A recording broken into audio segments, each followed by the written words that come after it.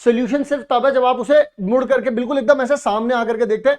ऐसे नहीं कि मैं ऐसे ऐसे कर लूं, ओ नहीं प्रॉब्लम आ गई, मैंने ऐसे हो जाता हूं नो। यानी कि एमसीक्यू फेंक दो मेरे सामने, चाहे सब्जेक्टिव फेंक दो, मैं दोनों पे ही लगाऊंगा छक्का। हेलो एवरीवन, सो आप सभी लोगों का स्वागत है इस वीडियो में, जिसमें हम लोग बात करने वाले हैं आप लोगों की सबसे बड़ी कंफ्यूजन के बारे में। देखो ये भी परेशान है, तो मैं आपको बताता हूं कि एक्चुअल में करना क्या है आप लोगों को। देखो आप लोग सोच रहे हो कि मैं सब्जेक्टिव क्वेश्चंस करूं या मैं ऑब्जेक्टिव क्वेश्चन करूं, या मैं कौन से क्वेश्चंस करूं सर। बहुत बड़ा सवाल है और बहुत बड़ी दिक्कत है, लेकिन इस दिक्कत का जो पूरी तरीके से जो सोल्यूशन है वो हम लोग आज यहां पर कर लेंगे। देखो यार, सब्जेक्टिव पेपर आए चाहे ऑब्जेक्टिव पेपर आए, इन दोनों को समझ लेना सबसे ज्यादा जरूरी होता है, क्योंकि किसी भी प्रॉब्लम का सोल्यूशन सिर्फ तब है जब आप उसे मुड़ करके बिल्कुल एकदम ऐसे सामने आकर के देखते हैं। ऐसे नहीं कि मैं ऐसे ऐसे कर लूं, ओ नहीं प्रॉब्लम आ गई, मैंने ऐसे हो जाता हूं नो। जो सोल्यूशन है वो है सामने फेस करना। अब चलो फेस करते हैं। फेस करने का मतलब ये है कि पता करते हैं सब्जेक्टिव में होता क्या है। जब कहीं भी आप लोगों के पास बच्चों सब्जेक्टिव पेपर आएगा, आप लोगों को गिवन लिखना होता है, कहो हाँ सर जी लिखना होता है। अच्छा, मैं आप लोगों से बोलूं कि चलो जी गिवन लिखना होता है, बहुत बढ़िया चीज है। तो गिवन क्या ऐसी कोई बहुत बड़ी चीज है जो आपको पता नहीं चलती क्या होती है, कैलकुलेट करनी पड़ती है, ऐसा कुछ होता है क्या? नहीं, ये तो क्वेश्चन पेपर में दिया हुआ होता है, तो ये तो कोई बहुत बड़ी चीज है नहीं। ठीक है, सोल्यूशन करना पड़ता है। हाँ सोल्यूशन तो करना पड़ता है, चलिए मैं मान लेता हूं कि ये एक ऐसी चीज है जो हमें करनी पड़ती है। क्या मुझे आंसर निकालना? अरे यार, जब मैं सोल्यूशन कर लूंगा तो आंसर तो मैं ऑब्वियसली निकाल ही लूंगा ना। अच्छा सर, क्या इसमें ट्रिक अप्लाई कर सकता हूं मैं जब मैं सब्जेक्टिव वाले पेपर में जाऊं? Obviously you can apply trick, but trick apply करने का सिर्फ एक ही मकसद होना चाहिए, टू वेरीफाई। सिर्फ वेरीफाई करने के लिए हम लोग ट्रिक को अप्लाई कर सकते हैं। हम ये नहीं कह सकते कि मेरे ट्रिक के अप्लाई करने से ही बस जो आंसर निकल के आएगा वो उस पर पूरे नंबर दे देगा, नहीं देगा। वो इसके नंबर अलग देगा, इसके नंबर अलग देगा और इसके नंबर अलग देगा। ये बात मैं आपको क्लियर कह दूं। ओके अच्छा सर, देखो मैं यहीं पे बोल गया, इसीलिए तो मैं सब्जेक्टिव मना कर रहा था आपसे। ओहो, इसलिए सब्जेक्टिव मना कर रहे थे। एक बात सुनो, कोई भी एग्जाम उठा लो बच्चों, कोई भी एग्जाम उठा लो, 5 से 10% सिर्फ ऐसा होता है कि आपको ऐसे सवाल मिल जाएं। कम भी हो सकता है, इससे ज्यादा तो नहीं होगा, कम भी हो सकता है, इससे ज्यादा नहीं होगा फॉर श्योर, कि 5 से 10% ऐसा हो सकता है कि जो आपने ट्रिक सीखी हो उन ट्रिक से कोई सवाल हो जाए।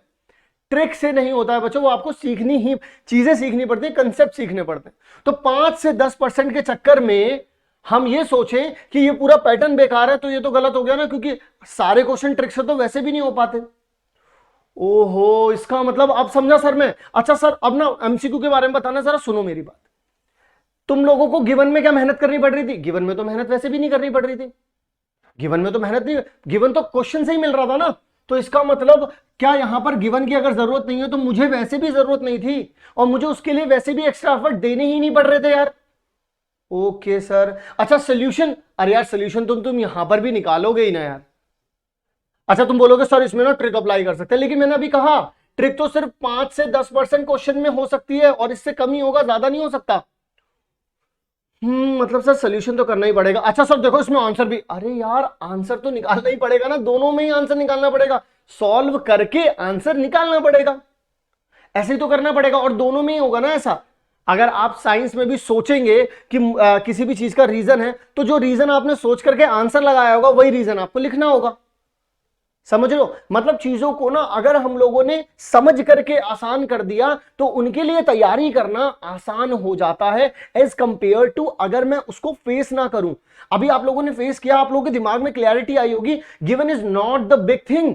गिवन को तो मैं क्वेश्चन से ही देख करके लिखता हूं, तो अगर उसके लिए मुझे ज्यादा एफर्ट देने वैसे भी नहीं पड़ते हैं। सोल्यूशन मैं दोनों केसेस में निकालूंगा। बस एक बात मैं मानता हूं तुम्हारी, कि यहां पर तुम्हें अपनी राइटिंग पर ध्यान देना पड़ेगा, यहां पर तुम्हें अपनी राइटिंग पर ध्यान देना पड़ेगा, लेकिन एमसीक्यू में आपको अपनी उतनी राइटिंग पर ध्यान नहीं देना पड़ेगा।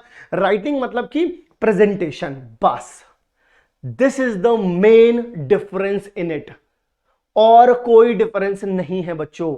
और तो हम लोगों को बस इतना ही समझ के चलना है कि आज से जितने भी सवाल हम लोग सॉल्व करेंगे उसमें यह चीज जरूर अप्लाई करेंगे। आज से जितने भी सवाल हम लोग सॉल्व करेंगे उनमें जो तरीका है उसको पूरे तरीके से लिखेंगे, बस अब कुछ नहीं सोचना। यानी कि एमसीक्यू फेंक दो मेरे सामने, चाहे सब्जेक्टिव फेंक दो, मैं दोनों पे ही लगाऊंगा छक्का। यह बात समझनी है अब हमें। क्लियर हो गई बात? तो बस मैं इतनी सी बात समझाने के लिए मैंने ये वीडियो बनाई थी आप लोगों के लिए, क्योंकि बहुत सारे बच्चे परेशान हैं और बहुत सारे बच्चे इसी चीज को हमसे बार बार पूछ रहे हैं। तो आई होप ये चीजें जो है वो आपको क्लियर हो गई होंगी। मैं मिलता हूं आप लोगों से नेक्स्ट वीडियो में, जो कि बहुत काम की आपकी होने वाली है। मिलते हैं नेक्स्ट वीडियो में ऐसे ही काम की वीडियोस में। चलिए बच्चों, नेक्स्ट वीडियो के लिए, तब तक के लिए आप सभी लोग अपना ध्यान रखें।